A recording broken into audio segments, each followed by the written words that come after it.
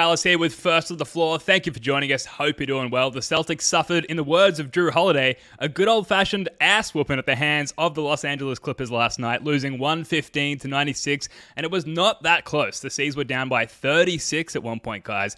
It's not all bad, though. The Celtics blew the pants off the Miami Heat just a couple of days ago, and we'll get to that too. Jake Eisenberg and Wayne Spooney are both here. Spooney, how's it going, man? I'm doing all right, man. You know, it's the end of the weekend here on the East Coast. Back to the grind, back to daycare, thankfully. So, yeah, there's light. But, yeah, not a great game. Did not really enjoy watching that, although the garbage time stuff was kind of fun. But when your highlight is the garbage time when you're down 30, not great. Yeah, absolutely. Jake, have we got salty Jake today? No, I think I'm going to be a really helpful light in the darkness. Okay. I don't know how there is actually darkness, but there definitely is. It's like, because we're losing so little, the reaction to each loss is more than ever before. It's what it feels like to me. Like, it definitely happened last year. Losing is always bad. People always are upset when they lose. You should be. That's what sports is all about. But this year in particular, oh my Lord, dude. Everybody's just freaking out after every single loss.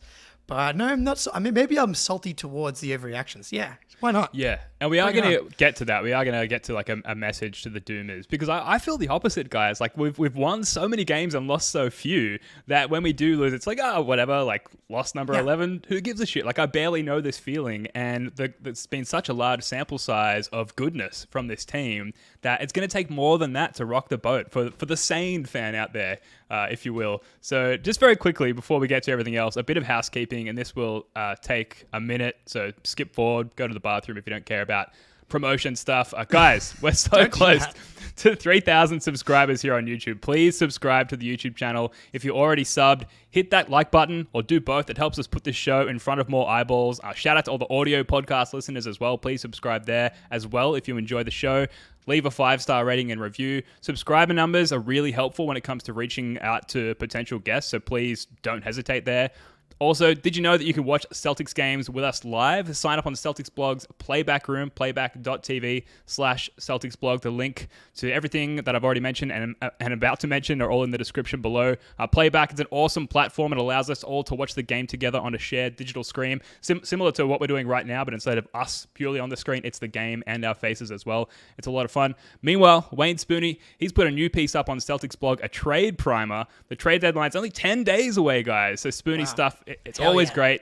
Check it out. Is there a little teaser? I haven't teed you up before we started recording, Spooney, but can you give us a little teaser at all about your trade primer? Yeah, so this really isn't written for like sickos like you two, right? Like who basically know the trade rules, who have looked through like the who makes less than $8 million on every team and looked at all the targets. If the trade rules are confusing to you, if you don't, if you see people throwing out a bunch of names, it really just lays out, here's what the trade rules are. Here's what our asset chest is right now. 2 firsts, 8 seconds, tradable contracts. And then here's some types of names that we can go after. Dudes who make X amount of money, who aren't good, who are on the right type of team, right? Because Milwaukee ain't trading people to us, right? So it's like your Atlanta's, your San Antonio's, your Detroit. So it's just like a 3 steps like on the way to help you better understand how the trade deadline might go. And the more I look at it, the more I think we're going to make a trade. It will probably be a small one, but I think we're going to trade for somebody. Yeah, definitely going to do something. Yeah, well, check that out if you need a refresher. Like I probably do. Like I was saying, guys, I'm so wrapped up in the amazing Celtics that I've kind of shied away from the details coming up to the trade deadline. So I'll have to check that out for a bit of a refresher. And finally, before we get to the Clippers game and the Heat game, we're launching the First of the Floor Discord server. In fact, it's already live. We've got a couple of people who have jumped in there. Again, the link is in the description. You can scan this barcode here, which will take you to our Linktree page where you can subscribe to everything we've mentioned so far, including the Discord channel. Why are we launching a Discord channel? Well, to be honest, it seems like a thing that podcasts do, and we are a podcast. That's what we're doing. But, we've had enough people ask us to do it. So we've gone ahead and done the thing, and it's a great way for you to interact with us and for us to interact with you, which we always say is our favorite part of doing this show. You can also massively contribute to the show. So our podcast run sheet is there, so you can see it as we're building out the framework for each episode. You can annotate over that run sheet. You can comment and add suggestions of what you want to see included or omitted from the show. Maybe you didn't want us to talk about the Clippers game today, but no one's been in there, so we're going to do it. You can suggest a new podcast segment. You can suggest suggest clips for our underrated plays series, but for the most part, it's just a place to hang out and talk some Celtics Just and sort of Celtics a safe space. vibes, Good vibes. just constant therapy if you need it. Maybe we can argue about, whether or not Sam Hauser could be upgraded or not. Just normal stuff that people do. Absolutely. Can't wait to see more people file in there. Aussie Phil, who just gave us a thumbs up in the chat, he's in there already. Good to see. All right, guys, I'm sorry for the rant. On to the Clippers game, and fuck, Spoonie, what happened? Why did we lose this game so badly? I'm glad you threw to me first, because I think there's like a very obvious answer. But then if you look at the numbers, maybe not. So like I went through and I combed through. These are 11 wide open threes. We like most of these are not even close. That we completely bricked. We shot 18% on 11 open threes, and we shot 22% on 23 wide open threes. And I think a lot of those makes were like at the end of garbage time with where the game was like totally over. So we were just absolutely terrible. But the Clippers also shot 22% on wide open threes. So I think the big thing is, yes, the shots weren't going down. Yes, we didn't have Porzingis, but the only thing that I'm kind of concerned about is they let the lack of shot making and maybe the lack of a whistle affect their energy, other than Jason Tatum, who I thought was awesome basically every minute he was on the court. And really this game started to get away from us even in the first quarter when Tatum came out. Luke missing that tip. It's just so bad. It wasn't just the threes. One of dude. many. It was. Go ahead, Jake. We missed so many bunnies too. It was like the orange ball. Orange ball didn't go in game. From three, from mid-range, from the rim, nothing. And then absolutely, Jason Tatum was like, I loved his approach. He was attacking. He did, Paul George did a good job drawing a charge on him, but he just could not get a call to save his life. He attacked the rim relentlessly, got one foul call, but he was like one of the only ones where it didn't impact his overall effort. And everybody else, I thought he was actually quite mad in a way that I haven't seen him act very often at all. And it felt like it was directed at everybody.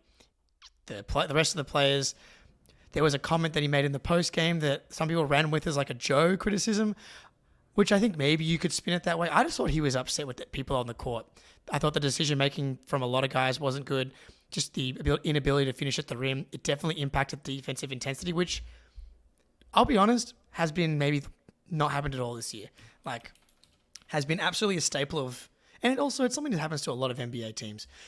Dude, they could not buy a single bucket. It's just like, how mentally strong does a team have to be before like enough misses finally breaks you? And it felt like it finally kind of broke them today. They couldn't exactly get anything. 3-point, mid-range, 2-point, at the rim, easy putbacks. Every little bounce was going the wrong way, and they just like, it just impacted them on the other end. And I do think that part of it was just they kind of got up for that Miami game, but and they weren't able to kind of carry it into this game. But Orange Ball didn't go in. The Copium is like classic first game back from a road trip, even though it was sort of a truncated road trip, only the 3 games there. But they just, like we said, blew the pants off Miami, which we will get to. But then you come home, you've got 7 games here at home, you're settling in, and you just don't come out with that pop. Not to discredit the Clippers defense, because it was incredible and absolutely really like muddled up the Celtics and what they like to do offensively. It's probably the one game in a while where we needed our curveball in Kristaps Porzingis just to give us the adequate spacing. Add to that, Al Horford apparently dislocates his finger like a couple of plays into the game, and he had maybe some of the most wide open 3-point attempts in this game, and it was clearly bothering him. Those shots don't go down. You guys have already said it. The Clippers get out in transition. Things start to bother the Celtics on both ends, and the night's over basically a quarter and a half into the game. And that's essentially what Joe Mazzulla said. I don't have any quotes from Mazzulla's post-game, but he basically echoed those sentiments that the ball wasn't going in. The Clippers started to get out in transition. Our defense started becoming impacted by that. Defense was so bad. I've never seen that before from this team. No, like they look like the Bucks or the Sixers. So that's why, like, I'm not worried, because we have a monster sample size of what we've seen from this team, and that's not what we saw yesterday. And I don't know if you want to talk about them more broadly, whether or not we're concerned or not yet, but like this game in particular, like, you flush it. Like, We played this team on the other road trip. We blew them out. There was no Kawhi, but there was no Porzingis. I understand switching defenses can give us trouble. Obviously, they gave us trouble yesterday, but part of it was like you just have to make shots in the NBA, and they weren't able to do that. But yeah, like I can see people talking about we wish we had Tice. Tice was swatting everything. Our old friend. This is why he's not on the Celtics, because he's getting legit like backup center playing time on the Clippers, which he'd be playing the Luke Cornett role on this team. So that's why he's gone to the Clippers. Maybe we can bring him back one day. But you flush this one and you get ready for New Orleans.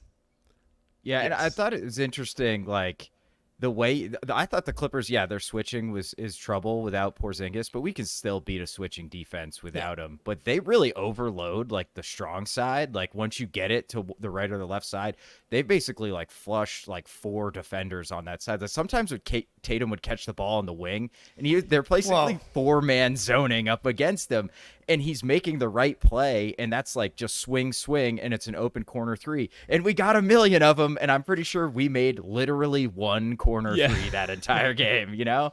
So it's like you're punishing the defense the appropriate way, and you just can't capitalize, man. It was frustrating to watch. I imagine it was extremely frustrating to play in too. Yeah, I saw some Clippers journalists, like they clipped the game, not to say that, I don't know, I was going to make a Clippers pun there, but I couldn't quite tie it together in my mind. You kind of did. Basically did, yeah. Yeah, anyway, they clipped some possessions from the game from the Clippers' perspective, and it was like, oh man, look at the Clippers' defense. Isn't it amazing? And like 4 out of the 8 clips that they showed resulted in wide open looks from beyond the arc for the Celtics, and they just didn't make them. So yes, credit the Clippers' defense, but half of those possessions resulted in wide open shots that the Celtics normally hit at a high rate, one of the highest in the league. You know, you can't fault the process for the Celtics until they just clearly got bogged down in the results. And that was it, like we've already said. And Jake, sorry, go ahead. I was going to say, it's funny because remember with the Jazz game, like the Jazz were beating everybody. Sixers, Bucks, you name it, they were winning. And then they came into Boston and we just blew them off the court. And like, you go back and watch, they missed so many wide open looks. And the Celtics just like, were up 40 all of a sudden. It's like, if some of those looks go down in the midst of the Utah Jazz playing that well, I think that's a completely different game. Mm-hmm. And that's just sometimes what happens in a basketball game. In the midst of these crazy schedules, it's just like 1.5 quarters gets away from you, and that's it. And there's not really any way for you to bring it back. You're like, well, we got a back-to-back coming up in 2 days. Let's get out of here. Yeah. Non-conference opponent as well. It's like we just beat our rivals last game. This like the only way we're going to see the Clippers again is if we see them in June. So it's like, we already smoked them once this year too. And not just the threes not going in when you miss layups, right? Oh, like God. You're down a guy in transition, and so all of a sudden they're just running back down your throat. And we missed a ton of layups, and they took advantage. I mean, credit to the Clippers, though. They played really, really well. Like Terrence Mann was just flying out of nowhere for offensive rebounds. So they played really well. That they deserve to win that game, but that's certainly not a 30-point blowout if we shoot. You know, I think even just like a little bit better in the first half, we stay a little more connected. This comment here about Celtics are guaranteeing to choke this year, 4th year in a row. They'll haul up 75 threes, make 3 of them, and the coach will say they were good looks, but no plan B. Go back and watch all the misses. Not even the threes. Like, they missed a shitload of non-threes. Like, this was a purely, here we go. Thank you, Dan Greenberg. Like, you have to put the orange ball in the basket one way or another. And they were not able to do it from any spot on the court consistently. And then what happens? If you're not making threes, teams don't start to close out harder. That's just, and then it's impossible to attack the paint because that's where they're loading up from.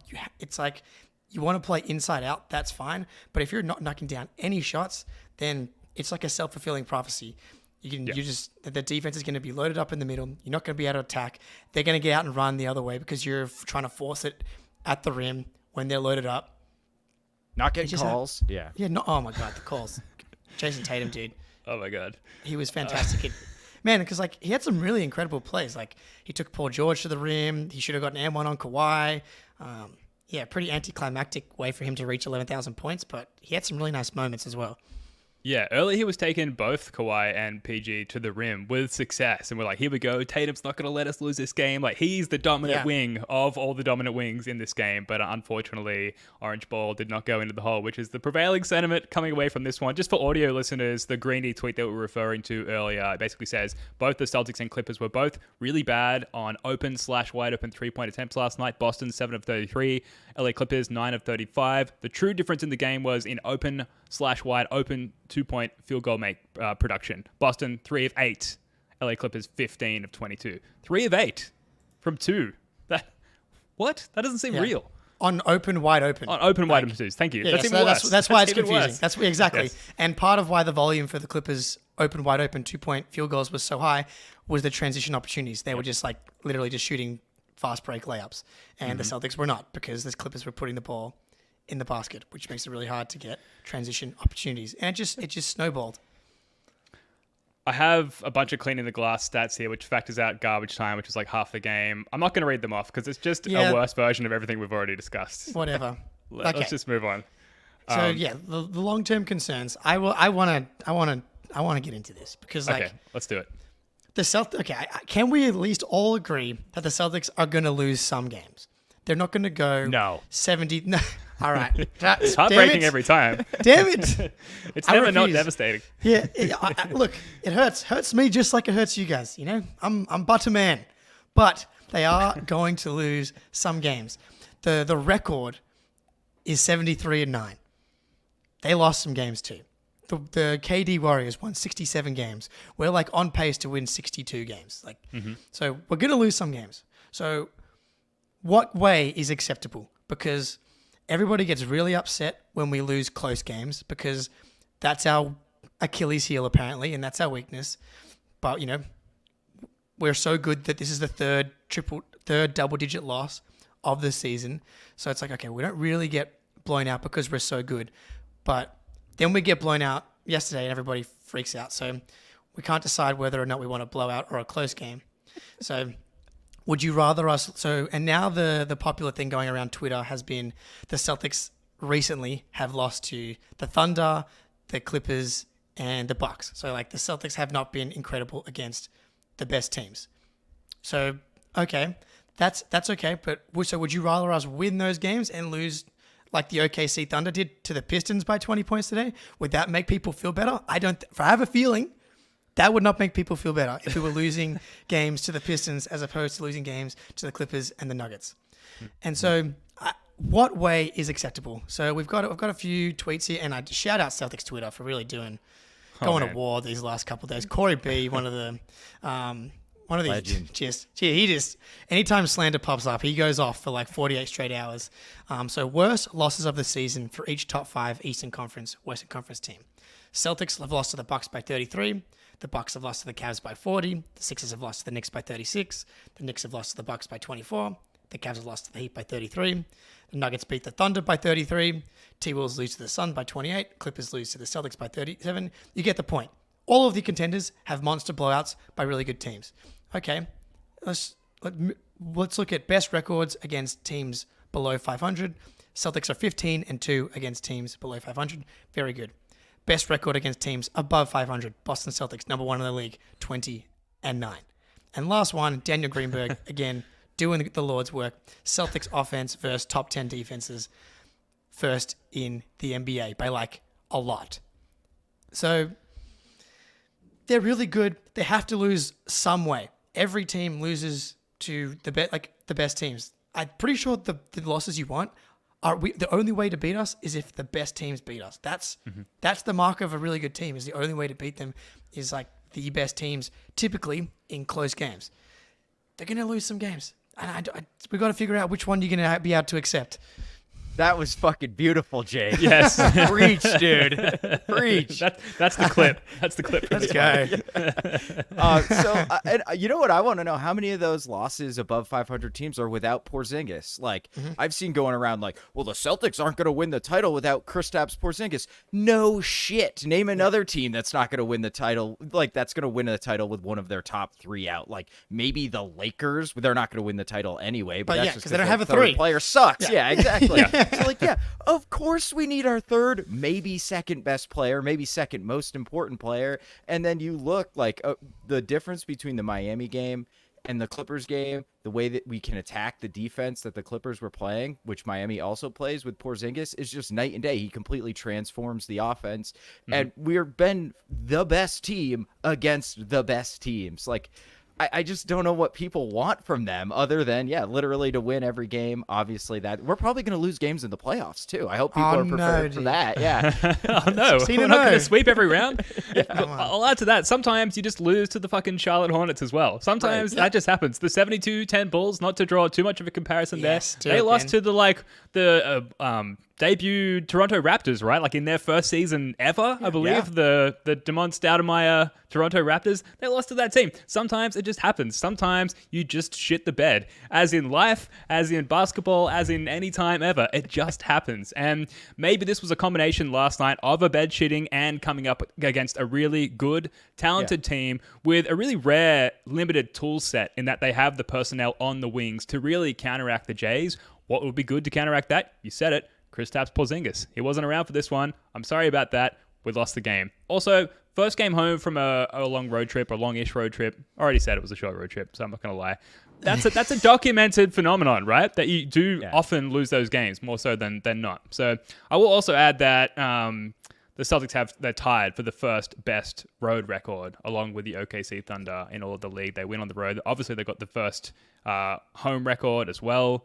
There's plenty good going on for the Celtics. And to get online and to whinge and moan about, the flaws of this team and how they're doomed to choke again, first of all, I would say just enjoy it. Like, this is the best team since 2008, the beginning of 2009, right? Enjoy that. It's a thing that not everyone gets, like, in a lifetime. If you look at other fan bases, we've got it right now. They're so good. They've lost fuck all games. It's super enjoyable. They're going to shit the bed every now and then. It's fine. And then, look at the personnel that we've got going into the playoffs. Look at the job we've done, touch wood, preserving them thus far and managing load and minutes. We've done a really good job there. This team has its sights set on the playoffs. So who gives a fuck if they lose a couple of regular season games? It's crazy. I will add to that, though, guys. Is there an issue with people like Greeny, who is a dear friend of the show and we love very much, like platforming these doomers on Twitter? Because really they only get mass exposure when they get quote tweeted and then the argument gets thrown back in their face. Is there an issue there? I do want to say, like, it's good to be upset. Like, everyone can be sad that your team lost and like, dang, shoot, not again, we lost. Like, that sucks. I would have loved to have beaten the Clippers. Like, it would honestly have been nice to like step up and beat one of the best teams in the Western Conference. Absolutely. Like, we're not trying to, police the way that everybody's feeling. Good point. But like, to go all the way off the deep end and be like, there's no chance this team can ever do anything. Like, well, then what? Then don't watch, dude. Then what's even the point? Like, if that's where we're gonna go, and it's never in the context of all these other teams. So, yeah, like, obviously be upset and be upset your team loses, but then get back on the horse. How do you want your Celtics to respond? You want them to be like, we're gonna choke again. That's Great accent. Let's not try and get better, because that's what they've been doing, has been responding to down moments. Like, they've only lost 2 games in a row once, I think, this season, and let's see them respond against a pretty good Pelicans team. Yeah, and can I just say, like, KP, obviously important. I think he's specifically important against a team like the Clippers, because guess what? They're 10-3 without him this year. So they're still one of the best teams in the NBA, even without Porzingis. So, like, that's how talented they are. That's how good they are. And guess what? They're going to lose games. It happens. It sucks. Yeah, get sad, get upset, but it's not a referendum on their title odds when they lose a game in January. It's just not.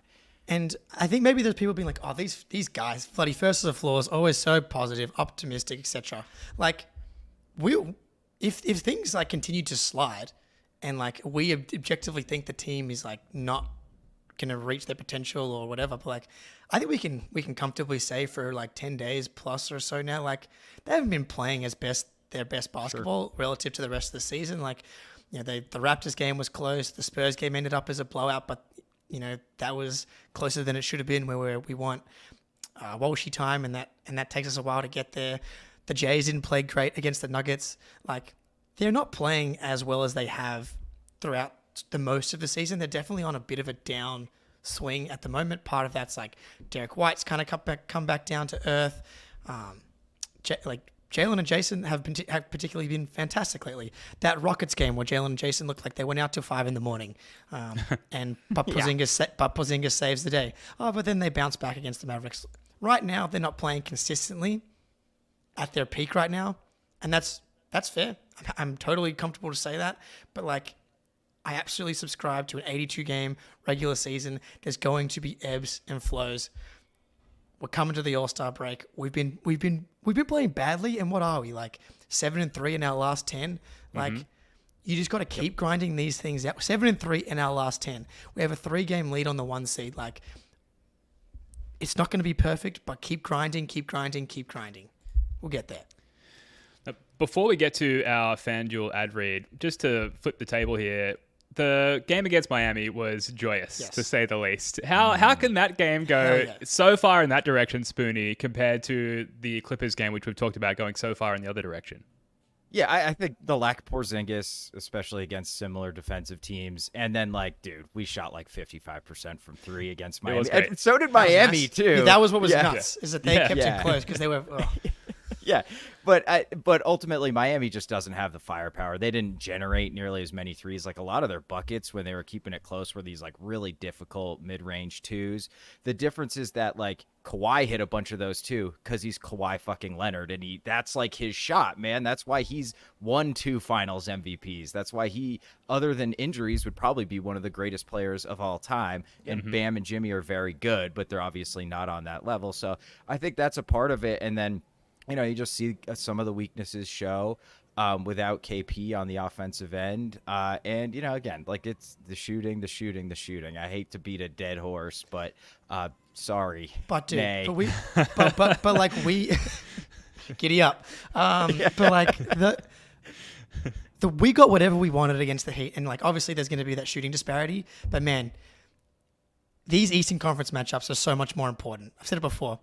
We're going to play, if we play any of these Western Conference teams in the playoffs, it's going to be one team. And if we make the finals, that means we would have figured some stuff out and played pretty damn well to make it to the finals. So I'm going to be feeling pretty good by the time we get there with my team built of 25 to 30-year-olds.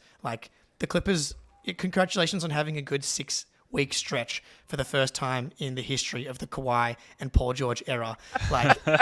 There's a long way to go, right?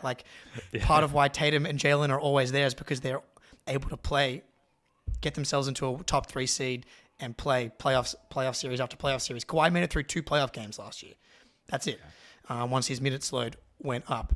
This Heat game, so much more important. I know the Heat were on a back-to-back against the Grizzlies, who, by the way, Heat have lost 6 in a row here. And, they make this Terry Rozier trade, and we're all terrified and scarred, as we should be. Any sane person should be scarred from what the Miami Heat have done to us. We've gone to some dark places, but man, Tatum and Jalen a year older, new version of Derek White. Porzingis though, and you saw it in this game, they can't handle him, dude.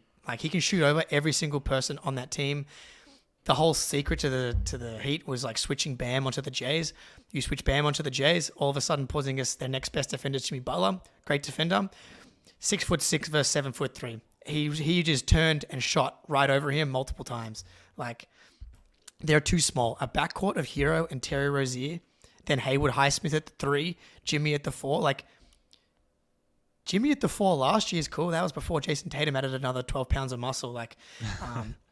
KP, I thought as well, once he acclimatizes to Jimmy Butler's pump fakes, the Celtics are so disciplined now dealing with the Jimmy Butler pump fakes that once you stay down on those, he basically has to hit all mid-ranges. Keeping him off the line that's the only thing that matters.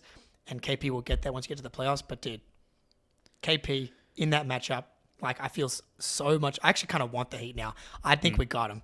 Whoa. I don't know if I could ever take myself there, but I like the confidence. And the one thing I wanted to call out was just the recognition of the Heat's zone in this game. It felt like they were recognizing that zone formation like in transition on their way up the court, which is just such a far cry rather from last year. And then obviously the added personnel with dealing with that zone. But even when KP had gone out with his ankle sprain, there was some high-low with Al and Cornette to deal with the zone. We were seeing guys slash across the zone and get the ball at the nail in the perfect position, and then the perfect off-ball movement to counteract that defense. So it just feels like they're well-studied, they're well-versed in the Spoelstra Heat defenses, and they had a counter for everything they threw at them, which is just such a relief after years of struggling with it. Now, we're going to come back in a moment and do our Eastern Conference check-in, but first, a quick word from our sponsor. The NFL regular season is wrapping up, but there's still time to get in on the action with FanDuel, America's #1 sportsbook. Right now, new customers get $150 in bonus bets guaranteed when you place a $5 bet. It's $150 in bonus bets,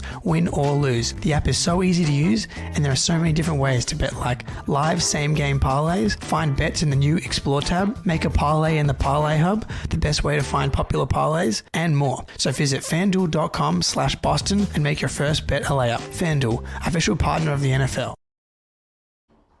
Now, guys, I had a look at FanDuel before we started recording to see if I could find anything on the Pels game tomorrow. Unfortunately, it's not up yet. I guess because some injury reports aren't solidified yet. But I would take, and this is speculative, obviously, as are all bets, the Celtics money line plus Jaylen Brown points over, whatever that's set at. Jaylen Brown had a terrible game, shooting-wise, and in other facets as well. He's not going to have back-to-back terrible games, I hazard a guess. And the Celtics are not going to lose back-to-back games as they haven't all year. So I'm confident in the Celtics winning this one. I'm confident in a bounce-back game from Jaylen Brown. Thoughts, Jake, Spoonie? Yeah, love it. Love it. Something that's been working for me has been Tatum.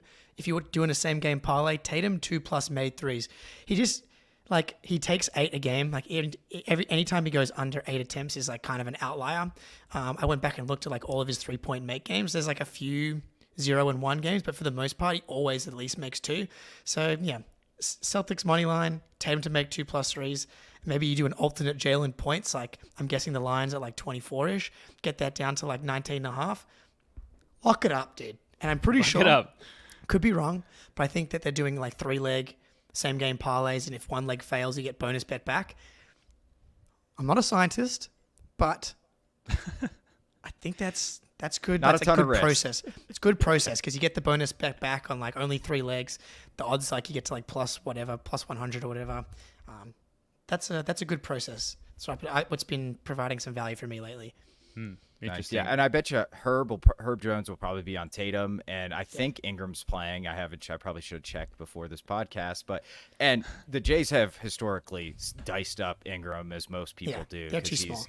Yeah, he's just so slow on the perimeter. So I love that, and yeah, with Valanciunas, he's going to get open mid-range jump shots all game long.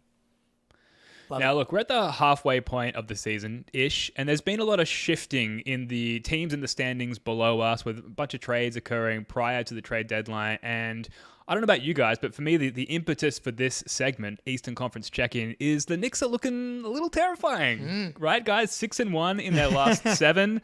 They've got where did I have it? In the last 2 weeks, I just had this up in front of me. Last 2 weeks, they've got the 8th best offense, the 2nd best defense, and the 2nd best point differential per cleaning the glass. OG Anunoby is killing it. Brunson is doing his thing as always, and it just looks like that team is really starting to gel personnel-wise under Tom Thibodeau. I'm not sure when we face them next, but have they emerged as sort of the second scariest team aside from the Celtics in the East? Ooh. Go on, Spoonie. Recency bias obviously plays a factor here, but come on. Yeah.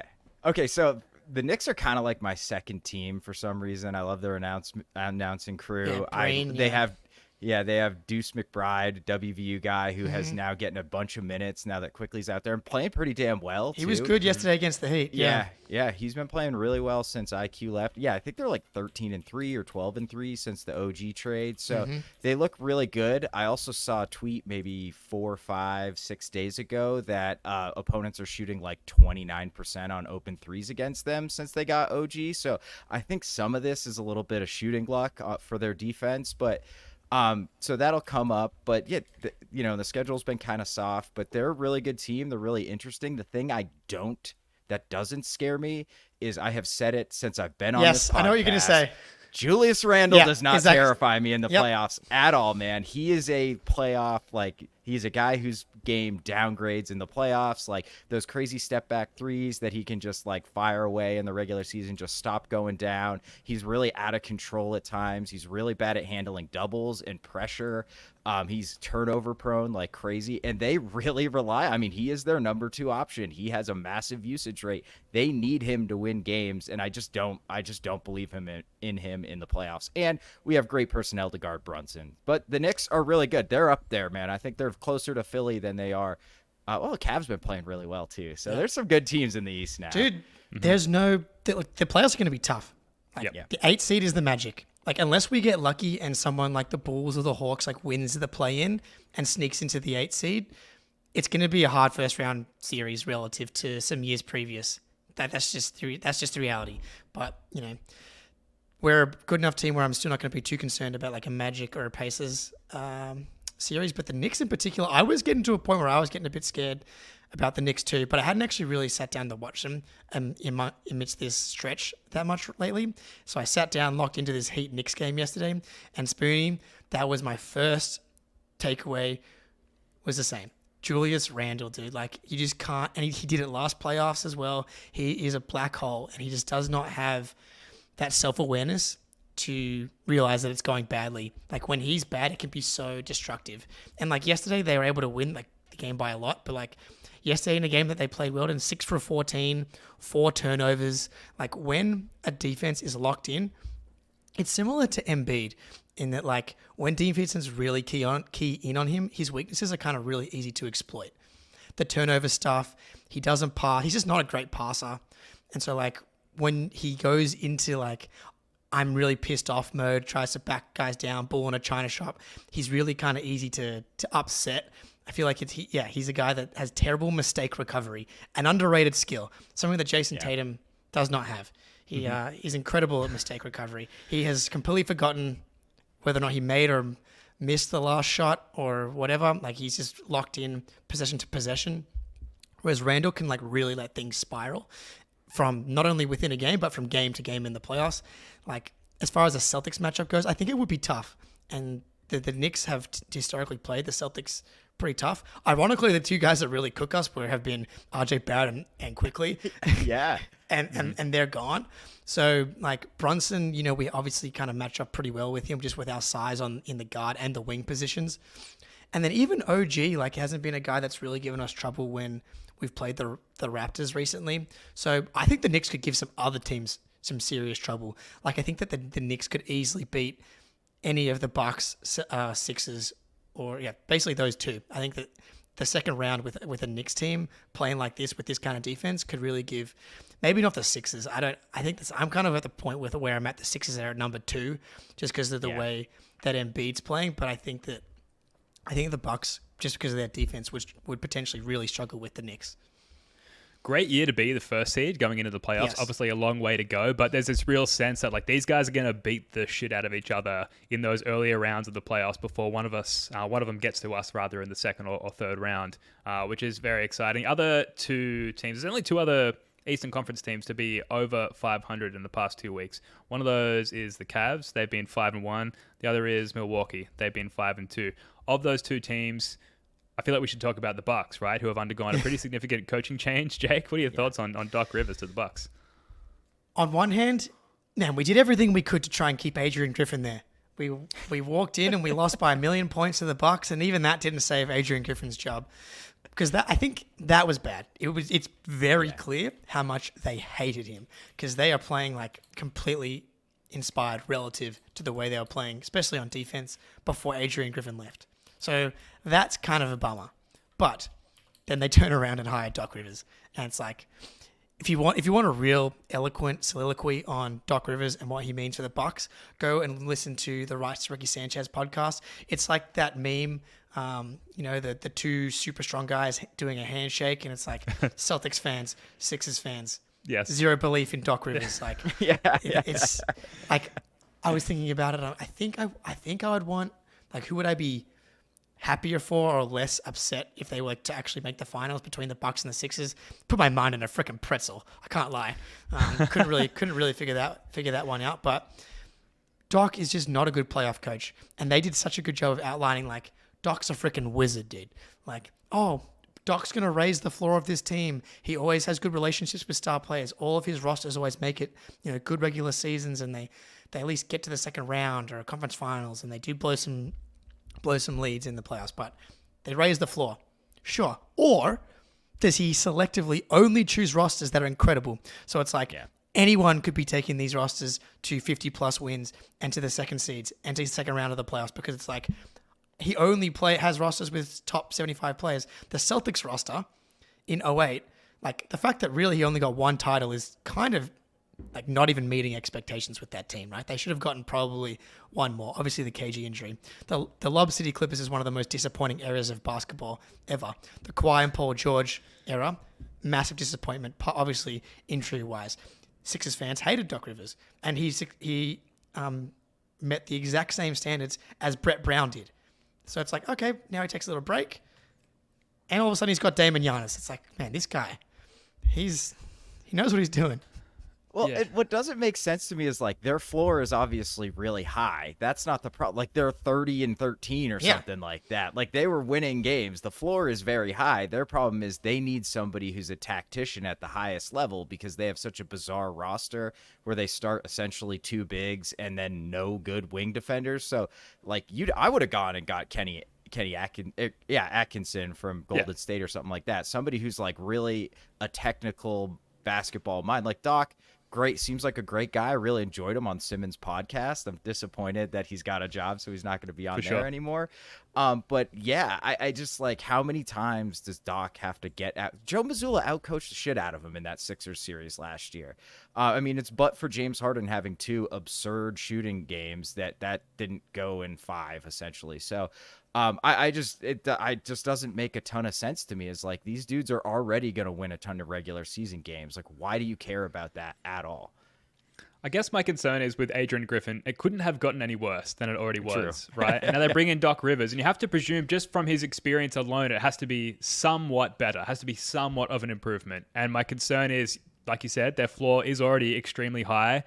Almost anyone could go in there from a coaching perspective and be like, just give Giannis the ball, everyone clear out, get the fuck out of the way, and that's a good offense. So, like, to what extent should we be worried from a slight uptick in production, Jake, from the Bucks, given this coaching change? Well, that's what I mean. So, like, it would have been better if Adrian Griffin had stayed, and they would have been like, we're going to give him a full season. So, like, you got to give credit for the Bucks for pulling the pin, because it's pretty funny. Like, everyone outside of Bucks land was like, there's so many obvious issues with everything that's going on with the Bucks. Like, they're a complete house of cards. The net rating doesn't match the record. The point differential doesn't match the record. They've like stolen 5 to 7 games with these like the Kings missing 4 free throws at the end of a game. Like a bunch of that stuff happened. Plus also the 30th easiest strength of schedule.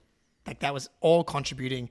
And it's just funny because Bucks front office clearly agree with all the people that were not Bucks fans, because they're like, yeah, this is not going to work. And so you're absolutely right, Ben. This is an improvement. But what makes me happy is that they didn't go out and get a Kenny Atkinson or someone like that, where you would have been like, that guy is like a legit coach or a tactician, as opposed to a personalities guy. It's like, great. That's as you said, that's a floor play, Spoonie, as opposed to like the biggest issues with the reason they fired Bud. Bud was a floor raiser. He was a good coach. Like, he got them. Yeah, like he got them to the one. The same seed problem. Pretty much every year that he was there. What they needed is like an actual tactician who can make adjustments in the playoffs, which is something that Doc doesn't do. So yes, this is technically an improvement. So at first it's like, damn it, but then it's like, then they and also they signed him to a 3-year deal. This is Damian Lillard's prime now is capped by Doc Rivers' ceiling, unless they want to pay 3 coaches, because they're now paying Bud, Griffin, and Doc. Yeah. So that'd be 4 coaches if they get a new one. Insane, dude. That's crazy. Yeah. Oh, interesting. Good luck to him, I guess. Anyone else you want to touch on? Like I talked about somewhat erroneously a number of teams being over 500 in the East. We're joking about it in the chat here. A note for the podcast listeners that Philly are also above 500 in the past 2 weeks, but we don't recognize that here as Celtics fans. Anyone else tickling your fancy, Spoonie, in the Eastern Conference from the Celtics perspective? The Cavs have been playing really well. They've actually started to play really well once Mobley went out. So it seems like they kind of figured something out, but also didn't because he's going to come back. And then what the hell is going to happen? So I'm not real worried about the Cavs. And then other than that, I mean, we've obviously talked a lot about the Heat. The Magic, I think, have kind of shown their ceiling and are kind of drifting back towards like, hey, a nice above average team. They don't really scare me in the play. They definitely don't scare me in the playoffs. They're just too young, too inexperienced, not enough shooting, but they could make a move. They got a lot of assets. And that's the one team I got my eye on in the trade deadline. Like they could cash in some stuff. They got tons of tradable contracts too. So they could get scary real quick. That's why the Celtics, I think, are pretty guaranteed to make some type of move, is because Philly's going to try and do something pretty significant. That would shock me if they don't. The Bucks can't, really. The Knicks still have plenty of chips. The Pacers already made a move for Siakam. They could probably make another move if they wanted to as well. And the Magic absolutely have ammo to do it as well. The good news is they can't all get significantly better because there aren't that many significant players available.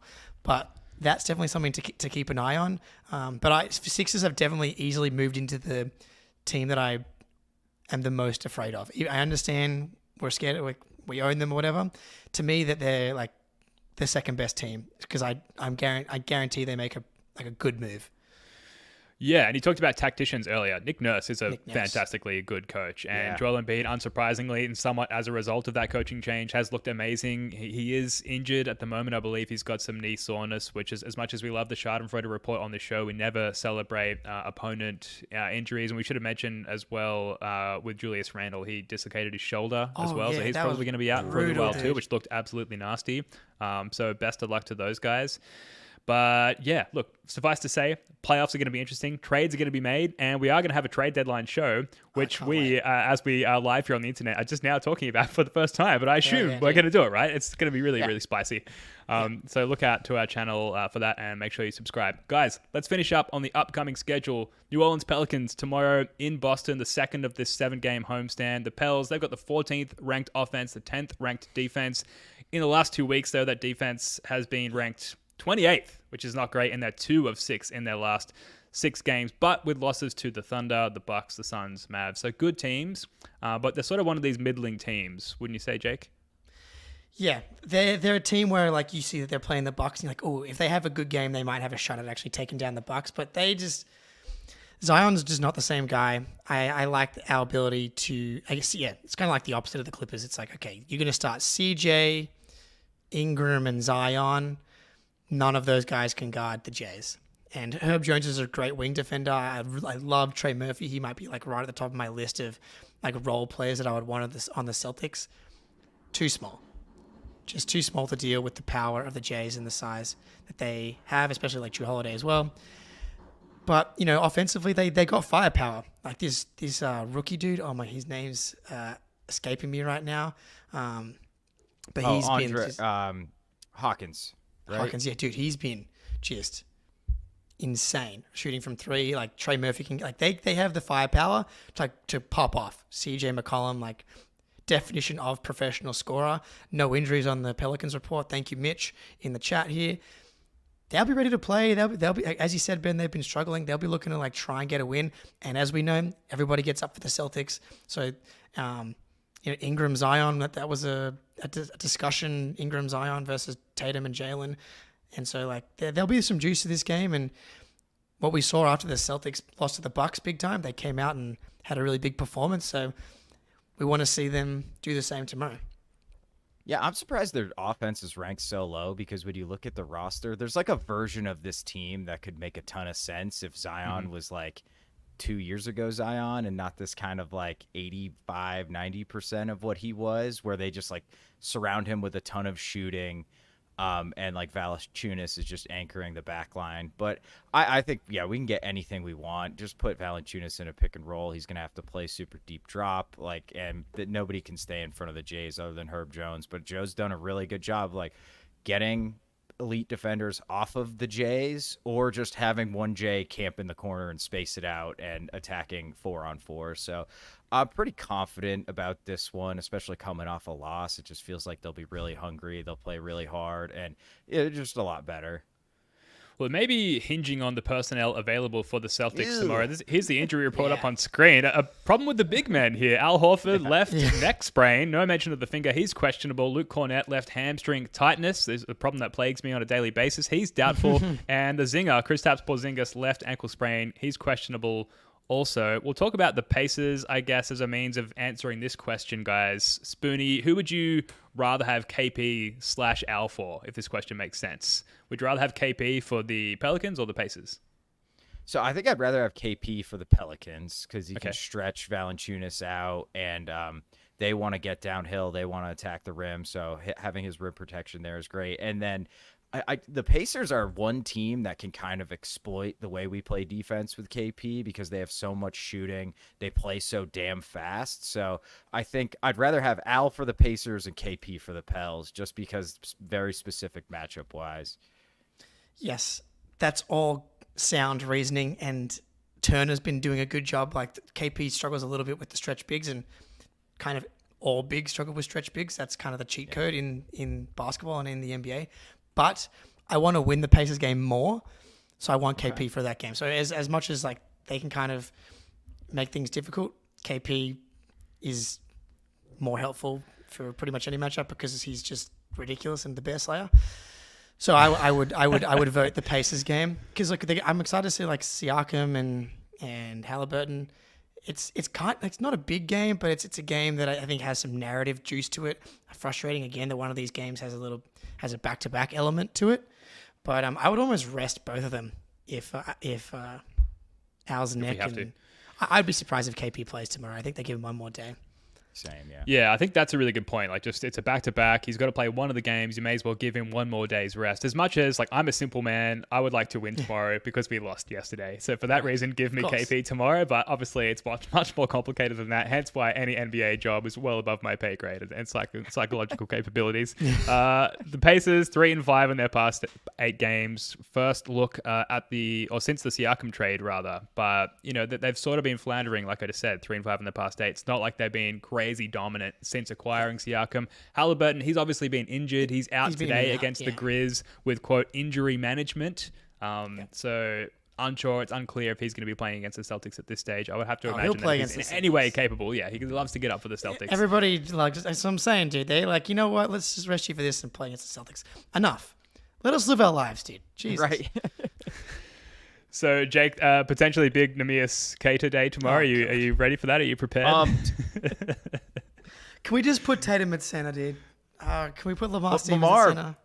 Yeah. Please. Hell yeah. Anyone. It's finally time. Walshy at center. I don't know, but maybe like it almost... Maybe Queta can step up. I'm going to believe in it, even though... Very confident sounding, Jake. Yes. I don't want to... He was not good in garbage time either. It was just... Anyway. Can he cater to our deepest desires? We'll see. Tune in tomorrow to find out on the Celtics blog playback room, right, Jake? You guys going live tomorrow? We'll be live for the playback room as well. You know it was a blowout when we were discussing whether or not Bones Highland could win an MVP in any era of NBA basketball. We think we needed to go back to the 40s, I think, for him to win one. But it was some great chat, and we'll be hopefully... higher spirits, and if it's a blowout, it's in favor of the Celtics. But yeah, Celtics, playback.tv/Celtics blog. Join the room, get in there. If you don't have League Pass, don't worry. We can give you a VIP pass, give you access to everything, and off to the races. Absolutely. All right, that's going to do it for this one. Thank you so much for joining us. Please subscribe to the podcast, YouTube channel, like the stream, and join our new Discord server, which is live as of today. We'll be back a little later in the week. Spoonie, Jake, love your work, guys. Until next time. Go Celtics. I love the Celtics!